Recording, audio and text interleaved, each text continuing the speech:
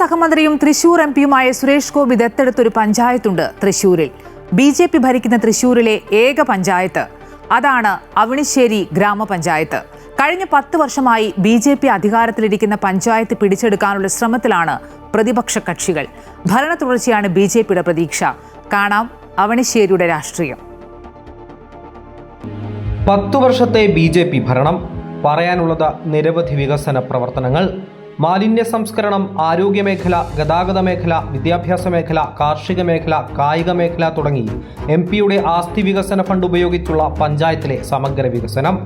2015 ശേഷം അഴിമതിയും സ്വജനപക്ഷപാതവും ഇല്ലാത്ത ഭരണം ജനങ്ങൾ ആഗ്രഹിച്ചുവെന്നും 10 വർഷത്തെ ഭരണത്തെ ജനങ്ങൾ ഇരുകൈയും നീട്ടി സ്വീകരിച്ചുവെന്നും ഭരണ തുടർച്ച ലക്ഷ്യവും ആത്മവിശ്വാസവുമാണെന്നും BJP പറയുന്നു.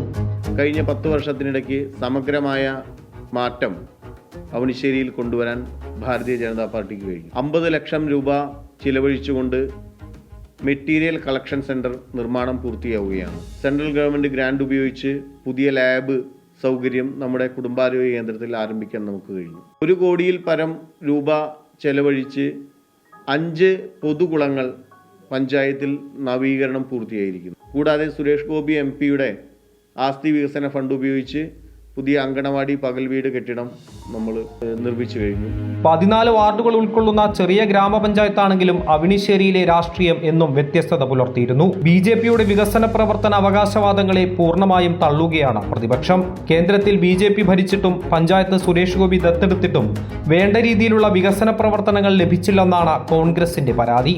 കേന്ദ്രത്തിൽ പറഞ്ഞുള്ളപ്പോൾ നമുക്ക് നല്ല രീതിയിൽ കാര്യങ്ങളൊക്കെ ചെയ്യാൻ പറ്റുമായിരുന്നു. പക്ഷേ ഒരു ചെറുപരൽ പോലും അതിന് അനക്കാൻ വേണ്ടി തയ്യാറായില്ല. ഈ പഞ്ചായത്തിന് മുമ്പിൽ കാണുന്ന ബിൽഡിങ്ങിൽ 8 തെരുവ് നായകൾ അതിനുണ്ട്.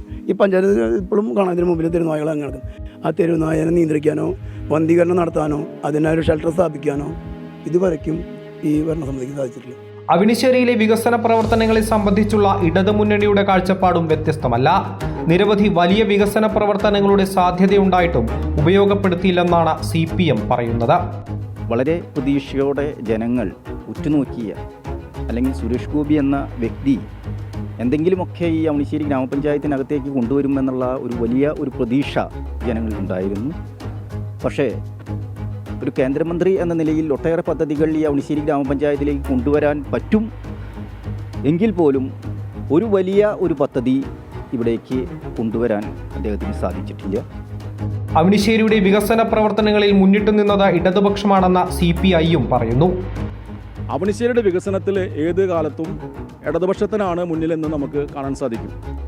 അടുത്തൊരു തെരഞ്ഞെടുപ്പിൽ LDF അവണിശ്ശേരി പഞ്ചായത്ത് വലിയ ഭൂരിപക്ഷത്തോടു കൂടി തന്നെ ഭരിക്കും. അതിനുള്ള സാഹചര്യമാണ് നമ്മുടെ അവണിശ്ശേരിക്കകത്തുള്ളത് എന്നാണ് സൂചിപ്പിക്കാനുള്ളത്.